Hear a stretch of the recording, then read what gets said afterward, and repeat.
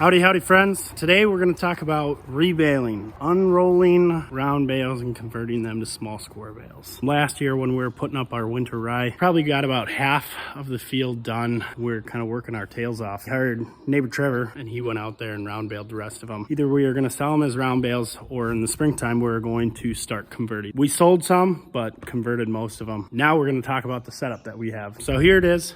This is our unrolling setup. We normally put our round bales right here in this bay. We'll take a skid steer with the bale spear. We'll throw it up on top of this. This is the Hustler SL360. We bought it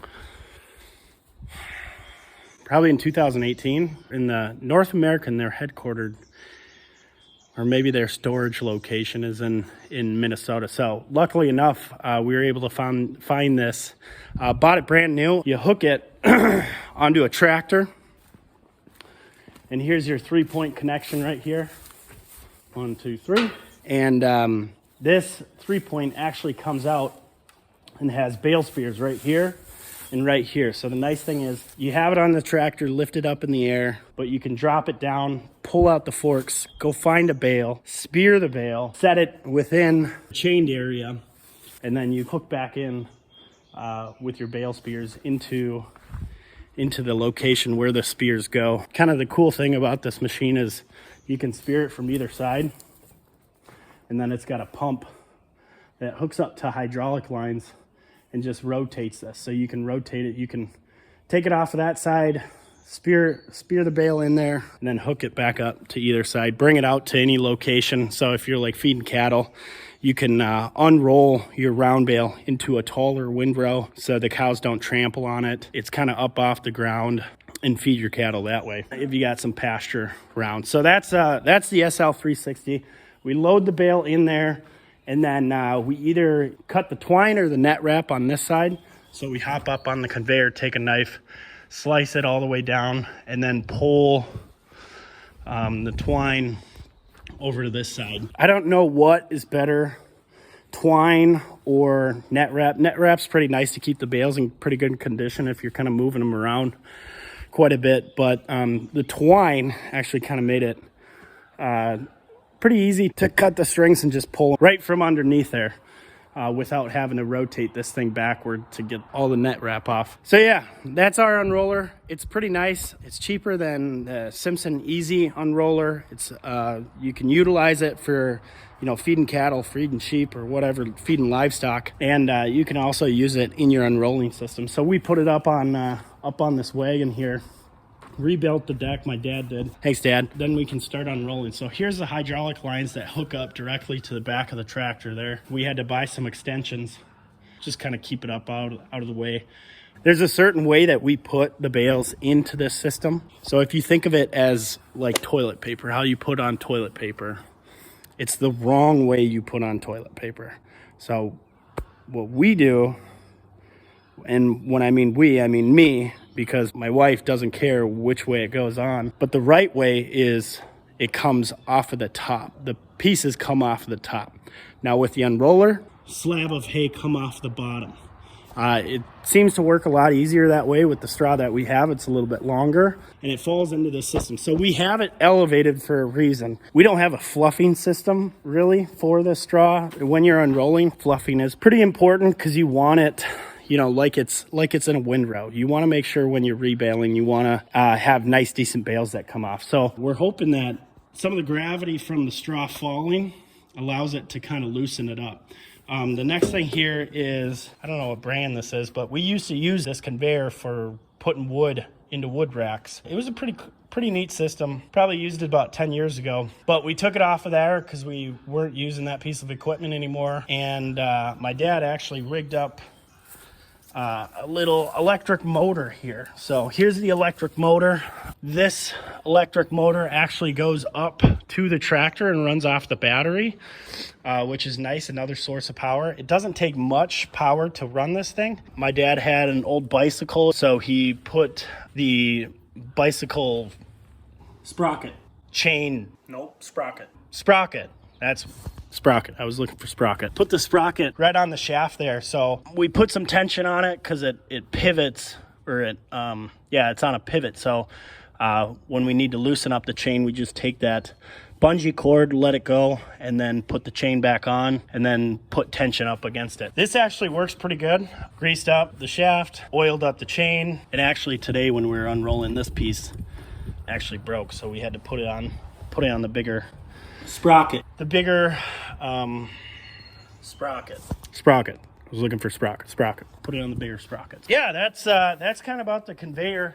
It goes up and over into the baler and then drops into the baler. There's a piece that we take off. I don't even know what it's called, but it kind of keeps the hay down low and allows the pickup to pick up the hay in the windrow and feed it into the auger. So it elevates. I don't know if you want this too high. We had it initially too high. It wasn't going underneath this auger. So if it doesn't go underneath this auger back here, it goes up to here and then feeds it in there, and then we start getting some shorter strings on this side of the bale. We ended up lowering this thing down so the teeth could actually kind of pick it up and push it back behind. It seemed to actually help and work out. It'd be nicer if this thing was a little bit wider, but it does a decent job when the roll is unrolling. It picks up on those flaps and kind of drags it along. The speed of this unroller is actually pretty important in the system.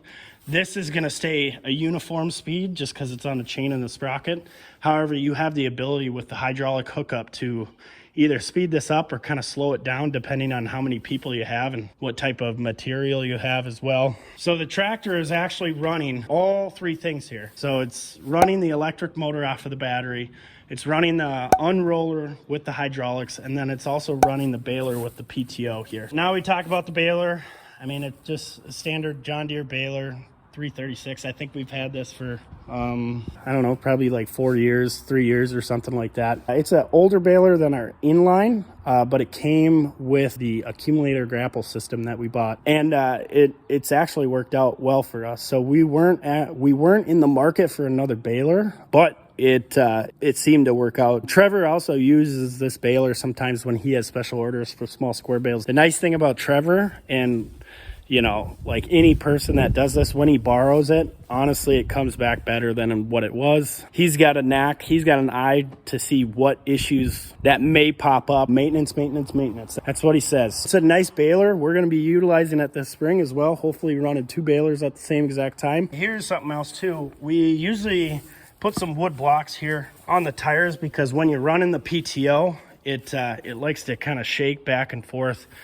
So trying to kind of stop that movement. That's why we kind of do that. 2 on both wheels on the tractor as well. It seems to help out. The other thing that you want to be super cautious about is these balers usually run in the field. So like if it's a windy day or something, or you're moving along, usually like this buildup stuff will just fall off and fall onto the ground and back into the field. You got a lot of moving parts here. You got this PTO, you got a lot of different joints and moving parts. So usually I think after about 100 or 200 or 300 bales, let's just say 300, we try and clean it out.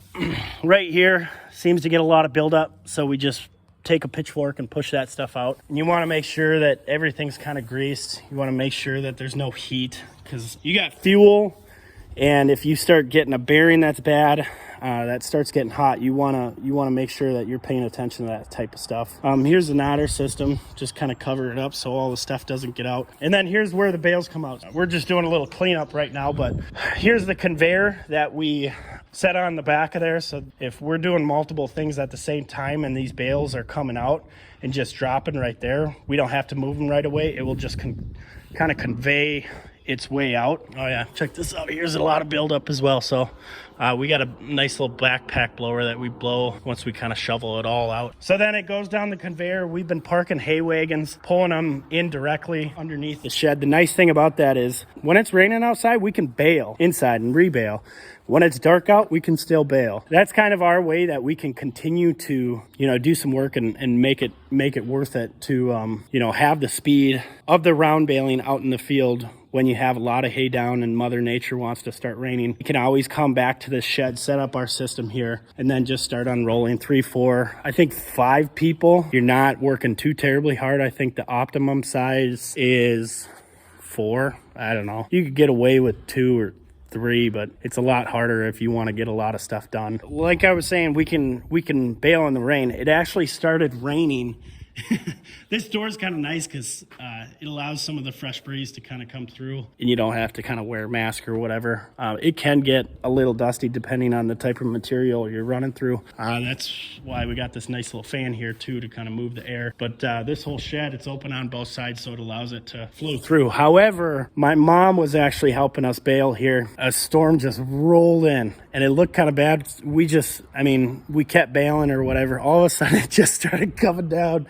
She started screaming. I didn't know what the hell was going on, but all the rain was coming in from this shed and she just got soaked. It probably wasn't funny to her at the time, but as the storm blew over, it was pretty funny. She had her glasses all fogged full of water and she was able to change and we were able to get back to work, but definitely stopped us for a little bit, but we kept rolling after that. Yeah, we'd pull the wagons in, and then once that wagon would get full, we change to the trailer attachment, moving unit thing. Close enough. And then we just push the trailers out. It's a lot easier pushing trailers backwards with a skid steer versus a tractor. So that thing has come in use quite a bit. It's been a good machine for us too. So we're done with our round bales. I got to clean up this shed right now for next year's crop as well. So I'm pushing all this stuff out here. This stuff kind of falls apart. We just push it into a pile and then turn it every once in a while to make some soil, some compost. It'd be nice to kind of keep this stuff in a bale, but the bales turn out crummy when you try and rebale the stuff that's just too small. They don't want to stay together and stay in between the twines. This spring, I think we enrolled probably close to 90 round bales, and we were getting about 20 bales per round. These round bales were actually huge. Let's see, what were they? They're probably like 62 inches tall. More like 68 to 70. 4-foot round bales, and it's making a decent small square bale as well. We'll always try and improve this. I don't know how much more on rebaling that we're planning on doing with the Arcusin. It makes more sense to make small square bales directly in the field if you have the efficiency and if you have the people to work together. But this is a great setup just in case. Say you have a customer that needs small square bales instead of rounds. We have the ability to convert them into small square bales. Rain, sun, night time, anytime. So this unit, this Hustler, has actually been pretty helpful. It's not super duper cheap, but it's a great system. You can utilize it for more than one option if you got livestock as well. So we just strictly use it for unrolling purposes only. Maybe if we were to get heavier into unrolling business, we would try and either get a bigger conveyor and then utilize this for the unrolling system, or we would just jump up to the Simpson EZ unroller. You see those come online every once in a while. I think they're based out in Georgia. Those seem like nice machines as well. I think at one point we're doing with 5 people moving and everyone knew what exactly was going on, cutting twine, getting the next bale ready, making sure it was the right direction. We were doing probably a round bale every 10 minutes. I think that was with 5 people. I think we were keeping up with that with 4 people as well. So 6 round bales an hour, which is about 120 small square bales an hour. And we were able to move wagons in and out as fast, and it seemed to work out for us. There's a few people I want to thank. I want to thank my dad. He's been out here. I'd say Wednesday, to him over the phone, hey, we need to unroll 300 round bales. He'd be like, all right, let's do it tonight. We were able to handle that type of request with his help. My mom, she came in great. She started driving the tractor here.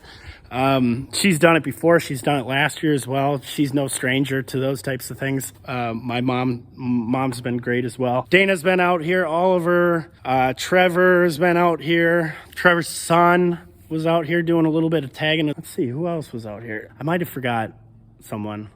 Hopefully not. But if I did, I'll have Paul jump in there. I can't remember either. So yeah, that's our rebaling setup. I should have a few more videos of rebaling. Yeah, we're gonna start getting ready here for next year's crop and start cleaning out some barns and moving some things around and getting ready for inspections and cutting barriers. So it's gonna be a crazy summer. I think it's gonna kind of fly by, but it should be good. So I'm excited. I'm excited to show you guys what we have in store as well. So it'll be great. Let me know if you guys have any questions down below about rebaling systems. I've been following rebaling for like 5 years, trying to figure out how we can get into this in a efficient way. I think the first year we were just unrolling it by hand or putting it out on the ground there and tethering it, unrolling it by hand. Man, that sucked. So this system has actually helped us quite a bit. Thanks for watching, guys. We'll talk to you soon. Bye.